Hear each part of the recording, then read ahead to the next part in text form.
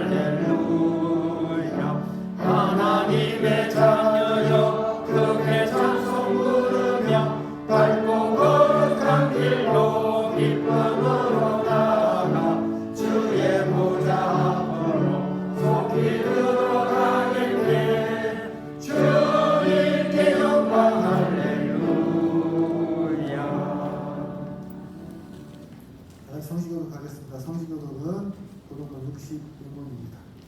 교독문은 찬송가 뒤에 있습니다. 교독문 62문, 시편 143편 같이 교독하도록 하겠습니다. 찬송가 뒤편에 있는 교독문 62문, 시편 143편 같이 교독하도록 하겠습니다. 여호와여, 내 기도를 들으시며 내 간구에 귀를 기울이시고 주의 진실과 의로 내게 응답하소서. 주의 종에게 심판을 행하지 마소서. 주의 눈앞에는 의로운 인생에 하나도 없나이다. 하나이다. 원수가 내 영혼을 핍박하며 내 생명을 땅에 엎어서 나로 죽은 지 오랜 자같이 나를 암흑 속에 두었나이다. 그러므로 내 심령이 속에서 상하며 내 마음이 내 속에서 잠잠하나이다. 내가 옛날을 기억하고 주의 모든 행하신 것을 읊조리며 주의 손이 행하는 일을 생각하고 주를 향하여 손을 펴고 내 영혼이 마른 땅같이 주를 사모하나이다. 여호와여 속히 내게 응답하소서. 내 영이 피곤함이니이다. 여호와여 주의 이름을 위하여 나를 살리시고 주의 의로 내 영혼을 환난에서 끌어내소서. 주의 인자하심으로 나의 원수들을 끊으시고 내 영혼을 괴롭게 하는 자를 다 멸하소서. 나는 주의 종이다. 아멘. 사도신경으로 신앙 고백하겠습니다. 나는 전능하신 아버지 하나님 천지의 창조주를 믿습니다. 나는 그의 유일하신 아들 우리 주 예수 그리스도를 믿습니다.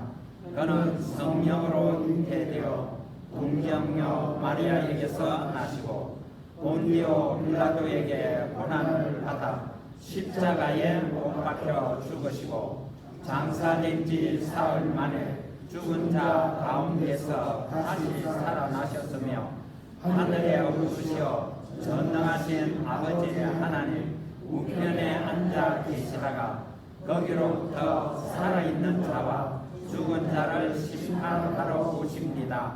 나는 성령을 믿으며 거룩한 공교회와 성도의 교제와 죄를 용서받는 것과 몸의 부활과 영생을 믿습니다. 아멘. 자리에 앉아주시기 바랍니다. 찬송가 93장 말씀드리겠습니다.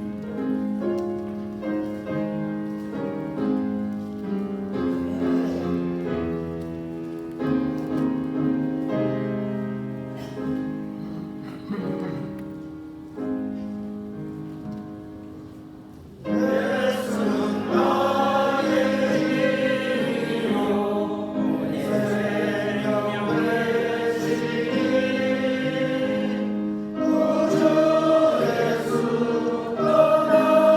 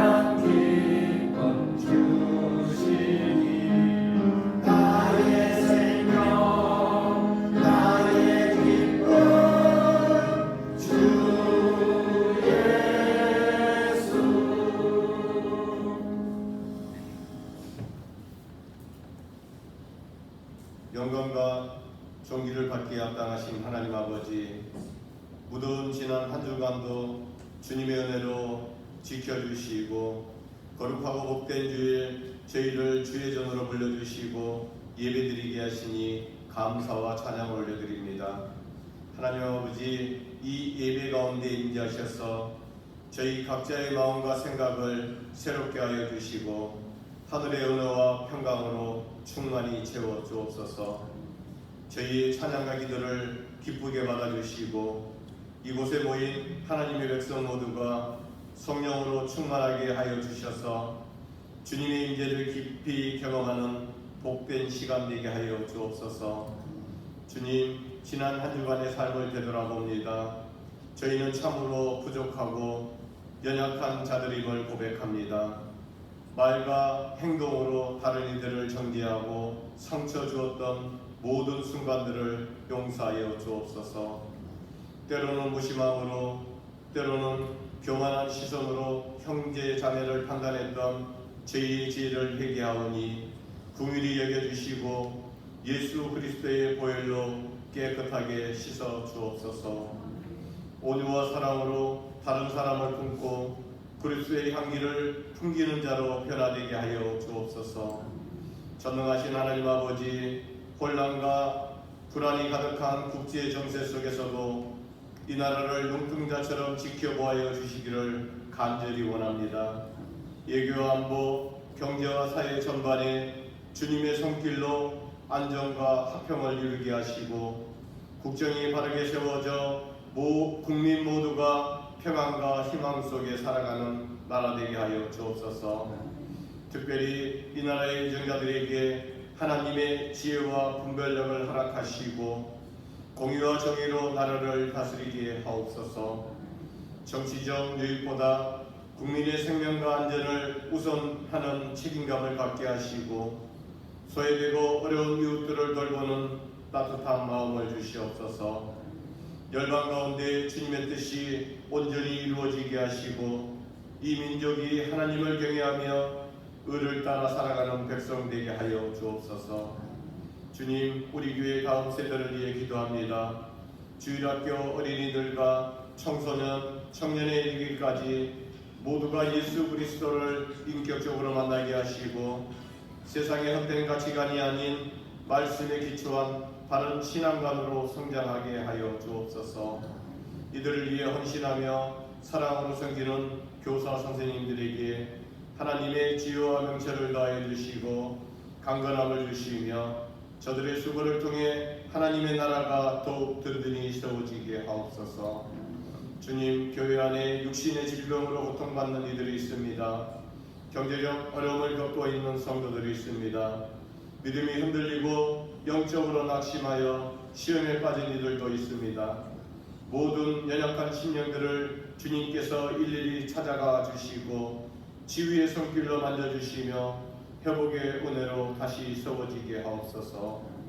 교회가 서로를 품고 도우며 함께 기도하는 사랑의 공동체가 되게 하여 주옵소서. 우리 교회를 위해 기도합니다. 이 지역사회의 등불이 되어 하나님을 사랑을 전하고 복음의 전초기지가 되어 이웃을 섬기고 돕는 교회 되게 하여 주옵소서. 예배와 말씀을 사모하는 교회, 찬양과 기도가 넘치는 교회 되게 하시고 성도 간 기도와 사랑이 넘치고 말씀 중심의 아름다운 교제가 풍성한 공동체가 되게 하여 주옵소서. 모든 사역이 사람의 뜻이 아닌 하나님의 뜻 안에서 이루어지게 하옵소서. 목사님을 위해 기도합니다. 말씀을 전하시는 목사님 영육간에 강건하게 지켜주시고 목회의 모든 걸음마다 하나님의 인도하심이 함께하여 주옵소서. 말씀을 선포하실 때마다 하늘의 권세와 능력이 넘치게 하시고 그 말씀을 통해 모든 심령이 변화되게 하옵소서. 교회 곳곳에서 보이지 않는 곳에서 묵묵히 예배와 공동체를 위해 수고하는 많은 손길들이 있습니다. 수고하고 봉사하는 모든 손길들을 축복하여 주시고 저들의 헌신을 통하여 교회가 더 든든한 예배 공동체로 세워지게 하여 주옵소서. 찬양으로 영광 올려드립니다. 찬양으로 영광 돌리는 할렐루야 찬양대의 찬양을 함량하여 주옵소서. 찬양되온 한 사람 한 사람 위에 주님의 은혜와 기쁨이 충만하게 하시고 그들의 찬양이 듣는 이들의 마음을 울리고 하나님만 영광 돌리게 하옵소서. 오늘 드리는 예배가 형식이 아닌 생명의 예배, 기쁨과 감사와 감동이 있는 예배, 하나님의 임재를 경험하는 복된 예배가 되게 하옵소서. 이 모든 말씀 우리의 주인 되시는 예수님의 이름으로 기도드립니다. 아멘.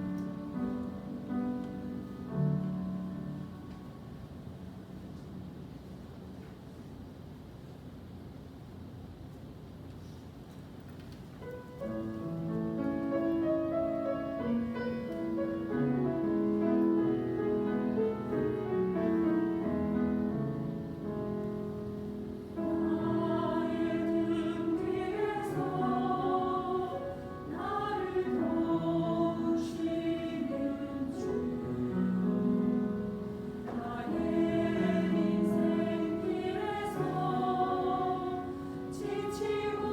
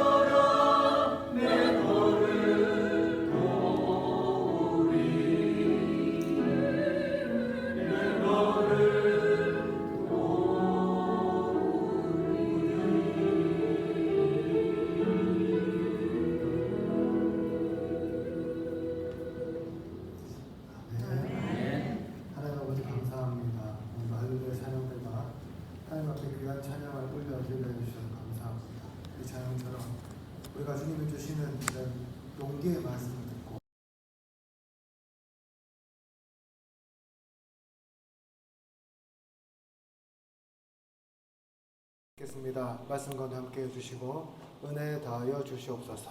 감사드리며 예수님 이름으로 기도드립니다. 아멘.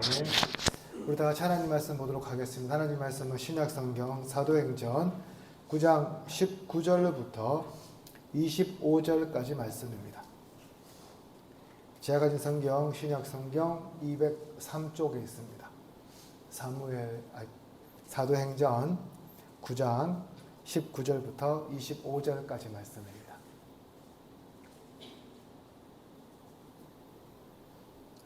신약성경 203쪽 사도행전 9장 19절부터 25절까지 말씀 우리 한 절씩 찾으셨으면 교독하도록 하겠습니다. 사울이 다메섹에 있는 제자들과 함께 며칠 있을 새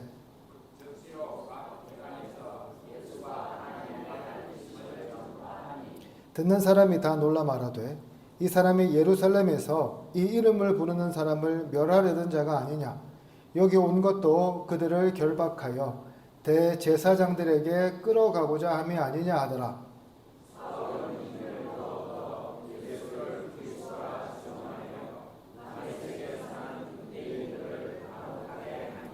여러 날이 지나매 유대인들이 사울 죽이기를 공모하더니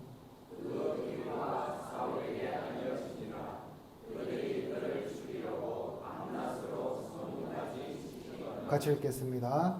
그의 제자들이 밤에 사울을 광주리에 담아 성벽에서 달아내리니라. 아멘.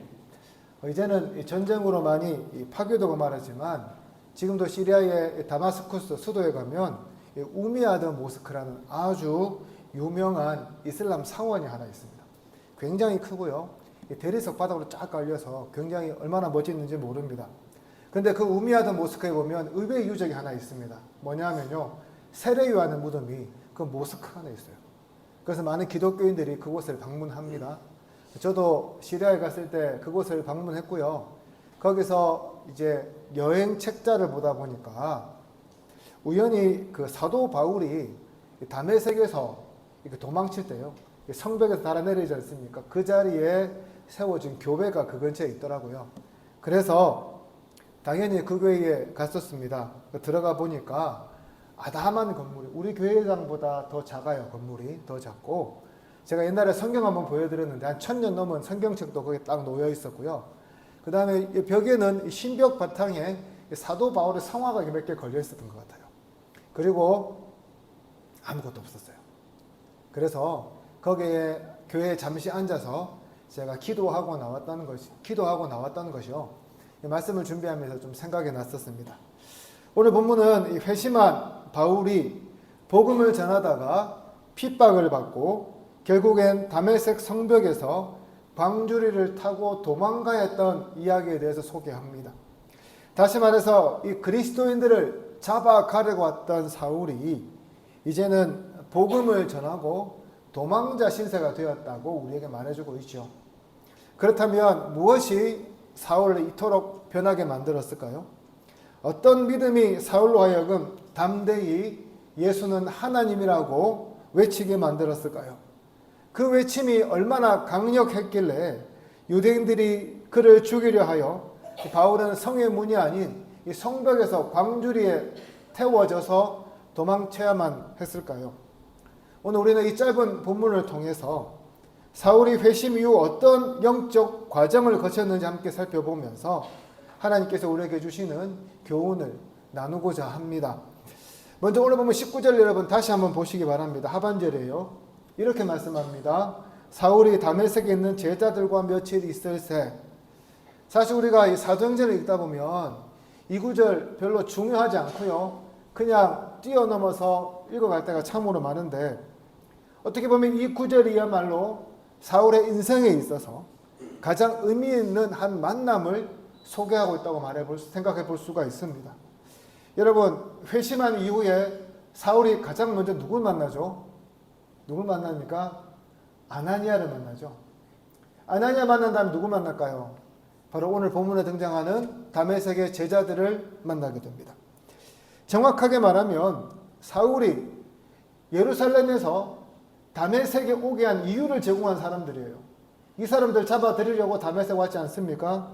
그러니까 어떻게 보면 굉장히 어색한 만남의 자리라고 우리가 생각해 볼 수가 있습니다.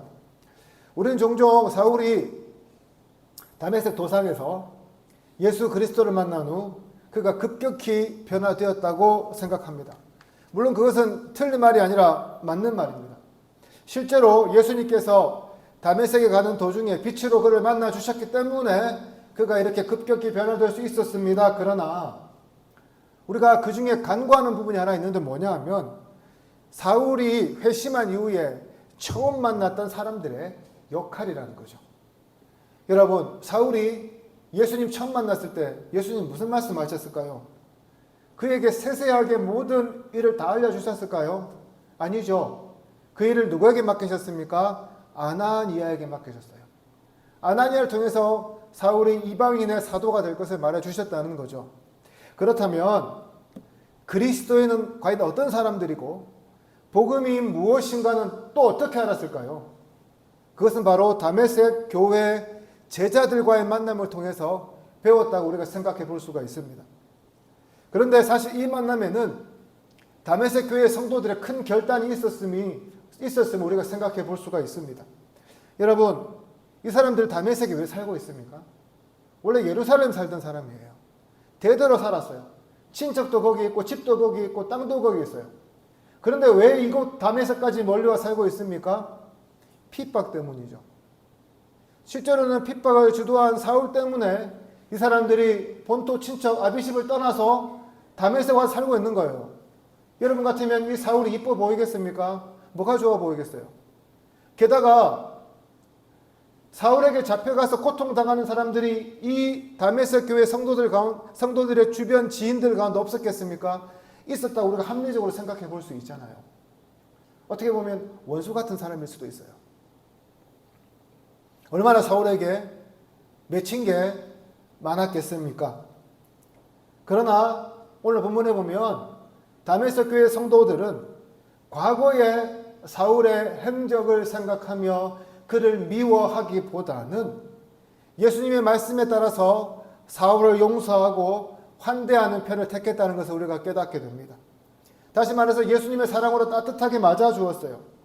그 결과 사울이 어떻게 되었을까요? 그동안 그리스도인들에게 가지고 있던 색안경을 벗어버리고 과연 복음이 무엇이길래 상식적으로 생각하면 원수 같은 나를 어떻게 이렇게 따뜻하게 맞아줄 수 있을까 고민하며 생각하지 않았을까요? 사랑하는 성도 여러분, 오늘날 우리 주변에 보면 예수님을 믿기로 회심했다가도 다시금 세상으로 돌아가는 사람들을 보게 됩니다. 몇 주 교회에 잘 출석하다가 이내 연락을 끊어버리죠. 어떤 분들은 교회에 오래 다니고 직분도 감당했지만 이제는 교회를 떠나서 조용히 그냥 가난한 성도로 지낸다고 합니다. 가난한 성도가 뭔지 아시죠? 거꾸로 하면 안 나가는 성도들이에요. 명목은 그리스도인인데 교회에 출석하지 않는 사람이 우리나라 얼마나 될까요? 통계적으로요 100만 명이 넘는다고 해요. 거의 8분의 1, 거의 7분의 1 정도 되는 숫자가 지금 가난한 성도라고 합니다. 어떤 분들은 교회 신앙생활 잘하다가 떠나서요 오히려 교회를 향해서 욕하고 교회 다니는 사람 핍박하는 사람들도 있어요. 무슨 말입니까? 내가 주님 앞에서 회심했다고 해서요 그게 사람의 변화의 끝이 아니라는 말씀이에요. 그 다음에 어떤 역할을 해야 된다고요? 교회가 사랑과 환대로 교회 안에 들어온 사람들을 따뜻하게 품어주고 끌어주는 역할이 회심 이후에 이어져야 한다는 사실을 우리에게 잘 보여줍니다. 여러분, 초신자가 교회에 대해서 알면 얼마나 알겠습니까? 초신자가 복음에 대해서 알면 얼마나 잘 알 수 있을까요? 얼마나 교회 시스템을 잘 이해할 수 있을까요? 그럼 뭐가 필요합니까? 우리가 도와줘야 돼요. 이것은 어떻게 보면 여러분들의 영역이라는 거죠. 여러분들이 처음에 오신 분들 옆에서 구경꾼처럼 쳐다보는 것이 아니라 세심히 잘 도와주셔야 하고요. 외롭게 보이면 말도 걸어주셔야 하고요. 여러분들이 잘 챙겨주셔야 한다는 거예요. 뿐만 아닙니다. 우리 안에 성도들도 잘 돌볼 수 있어야 돼요. 참 안타까운 것은 사람의 심리가 뭐냐 하면 가까운 사람일수록 친한 사람일수록 함부로 해도 된다는 생각을 많이 해요. 여러분 가족끼리 왜 상처받습니까? 가깝고 친하니까. 내가 함부로 말하고 함부로 대우고 함부로 시켜도 괜찮다는 생각들이 머리에 남아있으니까 그렇게 다치고 마음 아픈 거 아니겠습니까? 교회 안에서도 마찬가지인 것 같아요. 내가 이 사람과 친하다, 이 사람과 잘 지낸다 생각하면 가끔씩 내가 생각 없이 함부로 말하기도 하고 함부로 행동하는 것을 보게 됩니다. 그러나 여러분, 아는 사람일수록, 친한 사람일수록 어떻게 해야 될까요? 더 예의 있어야 되고요. 더 잘해줄 수 있어야 돼요. 오늘날 많은 그리스도인들이 교회 다니다 떠나는 이유가 뭡니까? 복음이 잘못되어서 있을까요? 예수님이 틀려서일까요? 그러면 가난한 성도도 생기잖아요. 뭐가 문제입니까? 다 사람과의 관계 문제인 거죠. 그러므로 사랑하는 성도 여러분, 다메섹 교회 성도들처럼 우리 교회 안에도 이런 다메섹 교회 같은 사랑과 환대가 넘치기를 소망합니다. 한 사람을 돌봄으로 살려내는 교회가 되기를 소망합니다. 뿐만 아니라 교회에 오래 다닌 사람일수록, 친한 사람일수록 더 잘해주시고요. 더 예의 있는 관계로 만드셔서 서로 상처 주고 상처받는 일들이 없기를 소망합니다. 이런 아름다운 교회, 환대하는 교회, 사랑이 넘치는 교회, 그래서 따뜻한 요람과도 같은 교회가 우리 지세포 제1교회가 되기를 주님의 이름으로 축복합니다. 이러한 다메섹 교회의 환대와 사랑 속에서 사울은 회복되고요. 그리스도인의 공동체에 대해 제대로 알게 됩니다. 그러나 오늘 본문은 그 사랑에 감동받은 사울이 단지 마음이 따뜻해지고 온유해지고 좋았다는 것으로 끝나지 않고요. 그의 삶의 방향을 완전히 바꿔버리는 그런 삶의 전환이 일어났다고 우리에게 말씀하고 있습니다. 20절 한번 보십시오. 20절 말씀 우리 같이 한번 읽어볼까요? 20절입니다. 시작.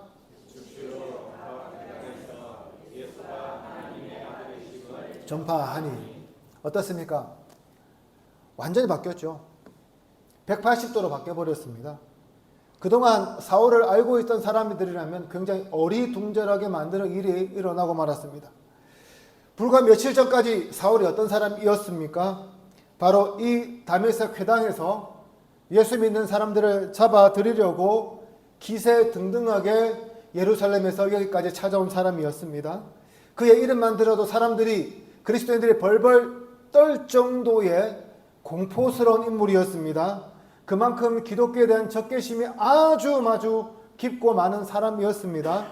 다메섹 회당에 모여있던 사람들이라면 누구나 사울은 그리스도인을 미워한다는 것을 다 알고 있는 그런 형편이었습니다. 그러나 그런 그의 입에서 나온 첫 번째 말이 뭐라고요? 예수는 하나님의 아들이십니다 했어요. 이 말을 들었을 때 여기 있던 유대인들, 유대교 지도자들 얼마나 놀랐을까요? 마치 요즘식으로 하면 아군에게 총질당하는 그런 기분 아니었을까요? 얼마나 놀랐던지 21절에서 이렇게 서로 묻습니다. 이 사람이 예루살렘에서 이 이름을 부르는 사람을 멸하려던 자가 아니냐? 여기 온 것도 그들을 결박하여 대제사장들에게 끌어가고자 함이 아니냐 하더라. 그렇습니다. 여기 모인 사람들 다 황당해했습니다. 아니, 당황해야 할 수밖에 없었죠. 며칠 전까지 기세등등하여 예수 믿는 사람들 다 잡아들이겠다고, 그래서 이 땅에서 예수 믿는 사람들의 뿌리를 뽑아버리겠다고 행동하던 그 사울의 입에서 느닷없이 예수님을 구주로 고백하니 안 당황하면 이상한 거 아니겠습니까? 어떻게 이런 변화가 생겼을까요? 이런 변화 힌트를 우리는 사도행전 18장 24절부터 26절 말씀에서 찾아볼 수 있습니다. 여기 보면 에베소에서요, 브리스길라와 아굴라가 아볼로를 만나게 돼요. 그런데 아볼로가 어떤 형편이냐면 요한의 세례밖에 몰랐습니다. 그래서 이 사람들이 아볼로를 불러다가 복음에 대해서 정확하게 알려줍니다. 그 이후로 아볼로는 고린도에 가서 바울의 뒤를 위해서 목회를 잘 감당합니다. 물론 아볼로는 언변도 뛰어났어요. 바울보다 훨씬 말을 잘하는 사람이었고요. 성경에 대한 지식도 아주 충만한 사람이었습니다. 다만 예수 그리스도에 대한 복음은 잘 몰랐기 때문에 브리스길라와 아굴라로부터 이것만 배우니까요, 완전히 변한 사람이 되었다는 거예요. 마찬가지로 사울이 어떤 사람입니까? 박식한 사람이에요. 그렇죠? 그 당시 최고의 석학이었던 가말리엘이라는 사람 문화에서 배운 사람입니다.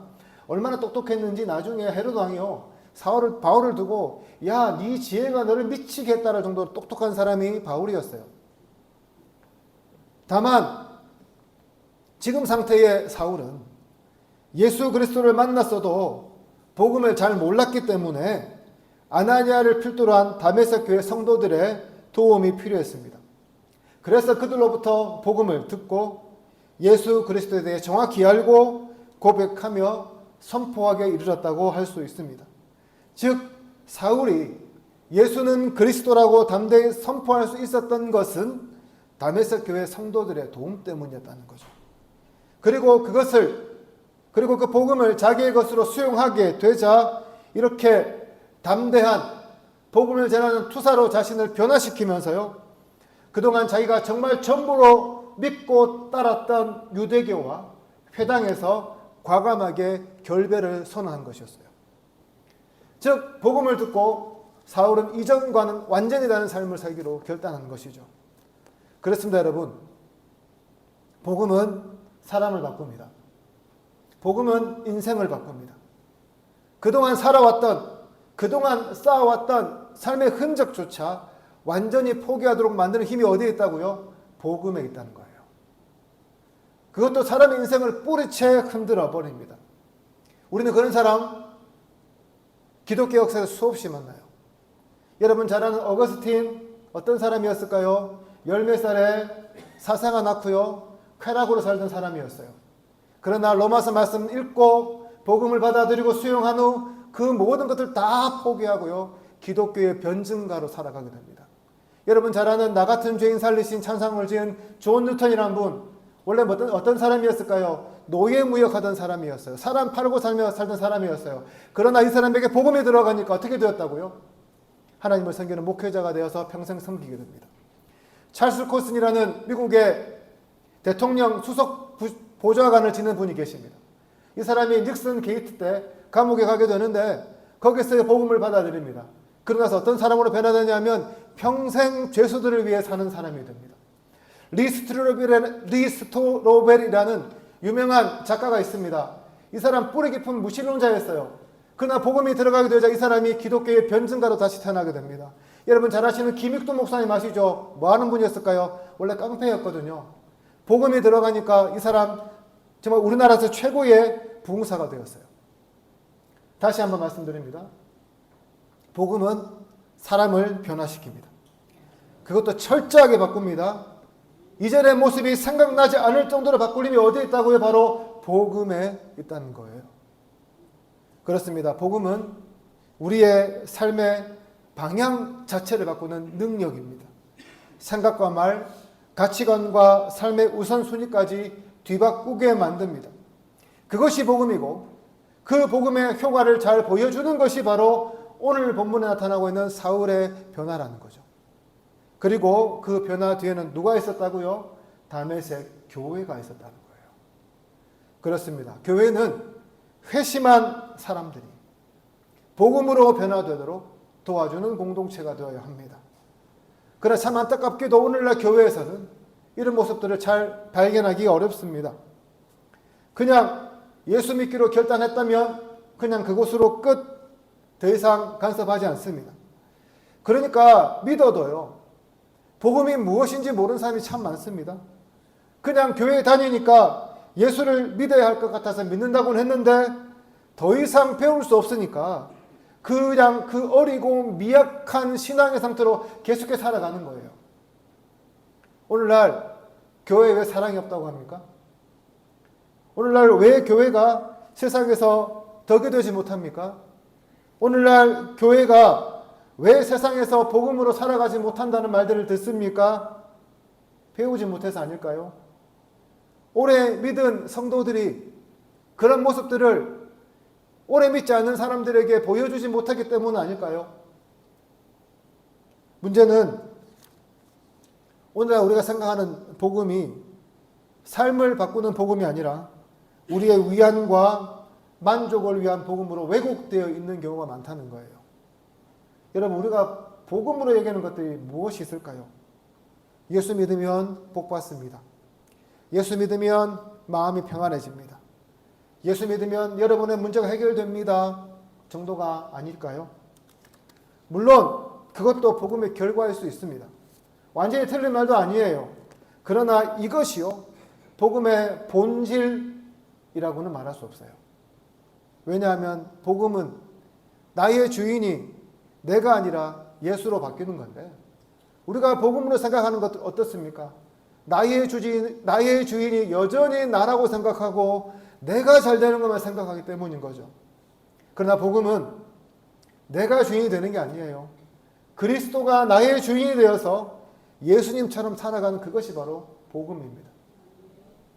이런 삶의 전복을 경험했기 때문에 사울은 이제 자신의 말로, 자신의 방식으로 예수가 하나님의 아들이심을 모든 유대교인이 다 보는 앞에서 전파하기 시작합니다. 그가 그토록 부정하던 예수 그리스도를 이제는 자신이 앞장서서 증거합니다. 이것이 복음을 들은 사람들의 진정한 모습입니다. 말이 바뀌고 행동이 바뀌고 삶의 방향이 바뀐 바로 그 사람이 복음의 사람임을 오늘 본문 우리에게 강력하게 증거해주고 있습니다. 사랑하는 성도 여러분, 오늘 저와 여러분들 어떤 사람입니까? 그냥 예수 믿는 사람들입니까? 아니요, 우리는 복음으로 부름받은 사람들이에요. 복음의 삶을 살아가도록 부름받은 사람들입니다. 예수 그리스도를 통해, 예수 그리스도를 우리의 삶을 통해 드러내고 예수 믿는 사람이 어떤 사람인지 믿지 않는 사람들에게 증거하며 예수님을 보여줄 수 있는 사람들이 바로 저와 여러분이 되어야 한다는 말씀이죠. 사랑하는 성도 여러분, 이번 한 주간 살아가실 때에 어떻게 하면 내가 복음으로 살아낼 수 있는지 고민하면서 하루하루 살아보는 것은 어떻겠습니까? 나를 통해 사람들이 예수님에 대해 하나라도 알기를 의도하면서 사람들과의 관계를 맺어가는 것은 또 어떨까요? 여러분, 단지 내가 예수 믿기 때문에 술, 담배 안 한다, 그걸로 모든 것을 끝내려 하지 마시고요. 여러분의 삶으로 예수님을 보여주시기를 바랍니다. 그렇게 될 때에 여러분을 통해 복음이 드러나게 될 것입니다. 이런 복음의 삶을 살아가는 저 여러분 되기를 주님의 이름으로 축복합니다. 마지막으로 사울이 변하여서 복음을 전한 결과는 무엇입니까? 보통 세상 이야기들은 이렇게 되면 해피엔딩으로 끝이 나야 돼요. 좋은 마무리 되어야 합니다. 오늘날 우리 식으로 하면 복 받아야 되죠. 그런데 오늘 본문은 해피엔딩은커녕 복은커녕 그가 죽음의 위협에 처하게 되었다고 말씀하고 있습니다. 즉 예수 잘 믿고 예수님을 위해 살았는데 성공이 아닌 나락으로 빠지게 되었다는 말씀이에요. 23절 여러분 한번 같이 보실까요? 23절입니다. 같이 읽겠습니다. 시작. 여러 날이 지나매 아멘. 놀랍게도 이제 사울이 어떻게 되었습니까? 과거에는 핍박하는 자였는데 이제는 어떤 사람이요? 핍박당하는 자가 되었어요. 이전과는 완전히 역전된 형편에 놓이게 되었습니다. 사울이 한 일이 뭡니까? 예수님 전한 일밖에 없거든요. 그런데 돌아온 것이 무엇이라고요? 복음을 전해준 그를 죽이려 하는 음모였다는 거죠. 무슨 말입니까? 복음으로 살기로 결심하고 그렇게 살아간다고 해도 그것이 우리의 삶의 형통함을 보장하는 것은 아니라는 말씀입니다. 오히려 더 큰 어려움이 시작일 수도 있다는 것이죠. 물론 이런 일을 겪게 된 것은 즉시 일어난 사건은 아닙니다. 성경학자들은요 22절과 23절 사이에 시간의 간격이 있는데 3년의 시간의 간격이 있다고 해요. 갈라디아서 보면 바울이 아라비아로 가는데 이 시간이 바로 이 간격이라고 이야기를 합니다. 어쨌든 복음을 전하던 사울에게 위기가 찾아왔습니다. 얼마나 유대인들이 도끼를 품고 사울을 죽이려고 했던지 밤낮으로 성문을 지키는 열성까지 보였습니다. 이제 그들 눈에 걸리면 죽는 거예요. 결국 사울이 택한 방법은 제자들의 도움을 입어서 광주리에 내려서 타고 그것으로 성을 탈출하는 거였습니다. 복음을 전하다가 살기 위해 도망칠 때에 사울의 심정이 과연 어떠했을까요? 광주리를 타고 내려오면서 아마도 사울은 과거 자신의 핍박에 이런 식으로 도망하던 사람들을 생각해 보았을지도 모르겠습니다. 복음을 전하는 것이 뭐라고? 내 목숨까지 걸어야 하나라고 생각해 보면서 복음에 따라서 사는 것, 예수님을 따라 사는 삶이 결코 쉽지 않음을 깨달았을지도 모르겠어요. 그러나 중요한 것은 사울은 이 고난 앞에서도 결코 포기하지 않았다는 겁니다. 오히려 그의 복음 사역은 이제 다메섹을 떠나 예루살렘에서 그리고 안디옥에서 그리고 세계로 뻗어나가게 됩니다. 즉 고난이라는 역경을 딛고 그는 더욱 성숙한 믿음 사역자로 빚어지게 되었다는 말씀입니다. 사랑하는 성도 여러분, 지금은 덜하지만 제가 어린 시절만 해도요, 예수 믿는다고 핍박받는 일 참 많이 들었어요. 저희 교회 한 청년 형님은 교회 다닌다는 이유로 아버지한테 많이 훔친 두들겨 맞아서 집에 들어갈 수 없어서 교회에 살던 것도 제가 기억이 나고요. 또한 예수 믿는다고 남편에게 이렇게 폭력 같은 당했던 그런 여집사님도 생각이 나고요. 또한 어떤 분 이야기를 통해서는 간 가족이 가문에서 파문당한 이야기도 들었습니다. 여러분 자신의 이야기나 여러분 한 번쯤 들어본 그런 사연들 아닙니까? 그런데 그분들이 어떻게 했을까요? 끝까지 복음을 붙들고 믿음으로 이겨내며 우리에게 감동을 주지 않았습니까? 그렇습니다. 복음을 따르는 길에는 고난이 있을 수 있습니다. 사탄이 우리를 가만히 내버려 두는 게 더 이상한 거 아니겠습니까? 그러나 참 아이러니하게도 고난은 우리를 넘어뜨리기 위한 것이 아니라 오히려 하나님의 사람으로 빚어지게 되는 도구가 된다는 것입니다. 사랑하는 성도 여러분, 혹시 여러분 가운데도 회심 이후에 내 삶이 더 어려워졌다고 느끼는 분이 있습니까? 내가 예수 믿고 복음을 따르기로 결단했는데 삶이 더 힘들어졌다고 생각해 보지는 않습니까? 그렇다면 여러분, 오히려 그 자리가 믿음의 성장이 시작되는 자리임을 여러분 기억하시기를 바랍니다. 하나님께서요, 여러분들을 귀하게 사용하시는 연단의 자리임을 알고 오히려 사울처럼 이겨내시기를 바랍니다. 그렇습니다. 복음을 따르는 삶이 언제나 평탄하다고 말할 수는 없습니다. 그러나 분명한 것은 그 고난의 길 끝에는 우리가 더욱더 단단해지는 사람이 되고 더 복음적인 사람으로 변화되어 있다는 것입니다. 그러므로 사랑하는 성도 여러분, 지금 여러분이 겪는 고난이 혹시 복음을 따르는 길에서 오는 것이라면 여러분 낙심하지 마시기를 바랍니다. 대신에 하나님은 그것을 사용하셔서 여러분을 아름답게 빚어가고 있다는 사실을 기억하시기를 바랍니다. 또한 고난을 당할 때마다 광주리를 타고 성벽 아래로 도망치던 그 사울을 기억하시면서 가장 낮은 자리에서 가장 강한 사람으로 하나님께서 여러분을 만들어가고 있음을 잊지 마시기를 바랍니다. 이를 통해 여러분 앞에 놓여진 고난의 장벽을 이겨내는 저와 여러분 되기를 주님의 이름으로 축복합니다. 이제 말씀을 정리합니다. 사울의 회심은 개인의 체험으로 끝나지 않았습니다. 공동체에 사랑이 있기에 그는 복음을 배웠고 담대히 복음을 전할 수 있었습니다. 하지만 그 복음의 길은 고난의 길이기도 했습니다. 영화의 길이 아니라요, 광주리까지 타고 도망쳐야 했던 어떻게 보면 낮은 자리라고 할 수 있었습니다. 그러나 하나님은 그 광주리 아래에서 사울을 새롭게 시작하게 하셨고 마침내 세상을 뒤흔드는 사도로 세우셨습니다. 오늘 우리에게도요, 다메섹의 시간이 필요합니다. 사랑으로 품는 교회, 복음을 삶으로 배우는 공동체, 고난 앞에서도 물러서지 않는 믿음의 결단. 이 모든 것을 통해 우리도 이제 복음을 듣는 사람을 넘어 복음을 살아내고 증언하는 사람으로 자라가야 합니다. 오늘 이 시간 우리도 다메섹 교회처럼 한 사람을 살려내어 복음의 사람으로 만들고 또 우리가 사울과 같은 복음의 사람이 되기로 결단함으로 하나님의 나라와 뜻을 위해 귀하게 사용받기를 주님의 이름으로 축복합니다. 기도드리겠습니다.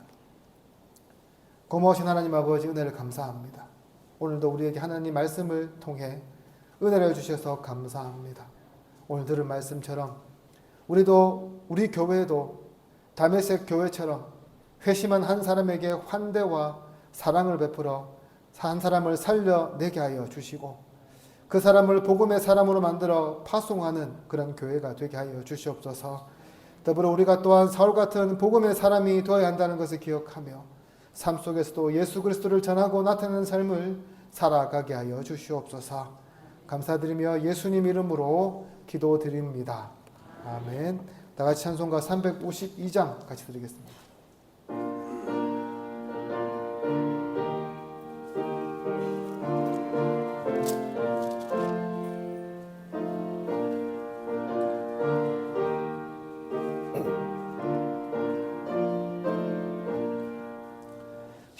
십자가 군병들아 주 위에 일어나 기들고 앞서 나가 담대히 싸우라.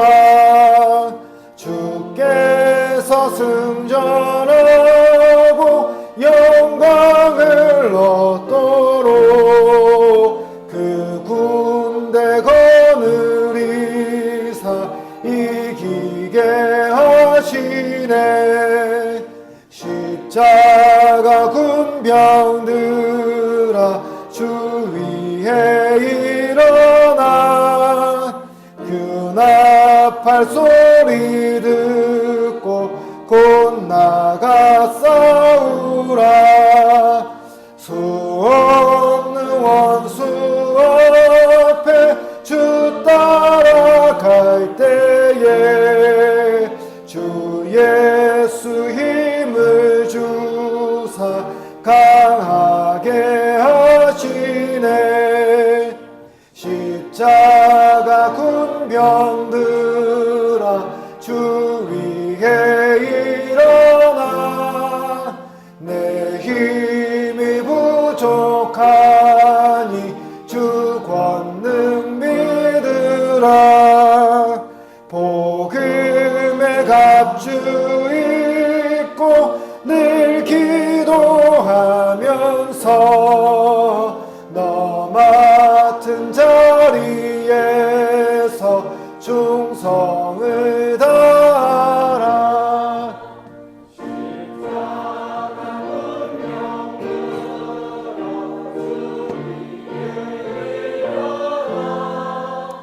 이날에 접전하고 곡해가 부르라. 승전한 군사들은 영생을 얻으며 영광의 주와 함께 왕노릇하리라.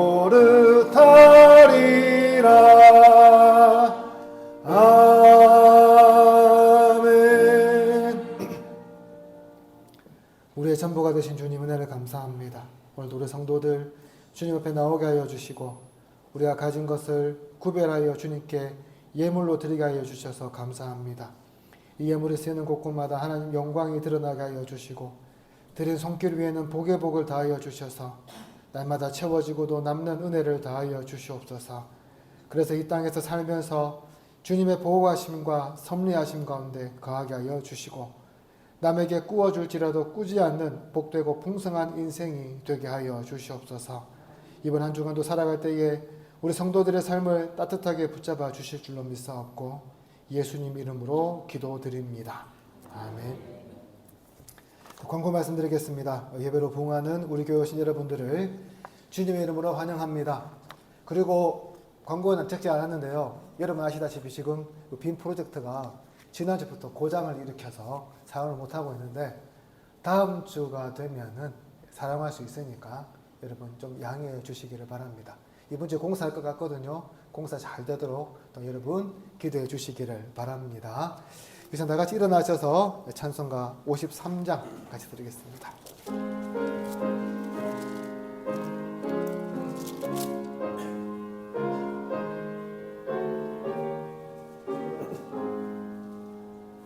성전을 떠나가기 전 머리를 숙일 때 주께서 함께 계시고 복 내려 주소서. 집으로 돌아가는 길 주동행하시고 내 모든 언행 심사를 다 지켜주소서. 거룩한 날이 다가고 저녁이 되도록 주님 맘에 빛 되사 늘 계시옵소서.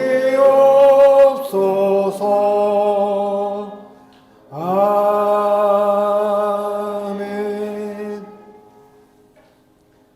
주 예수 그리스도의 은혜와 하나님의 사랑과 성령의 교통하심이 너희 무리와 영원토록 함께 있을지어다. 아멘.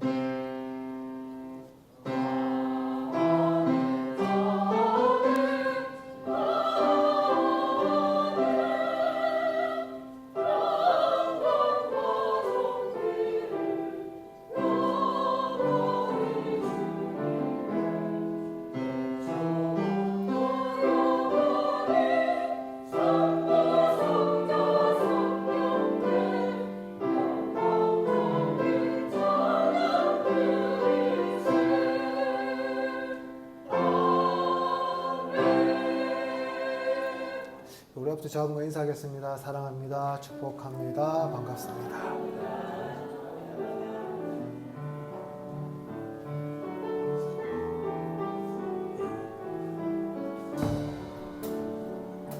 주께 힘을 얻고 그 마음에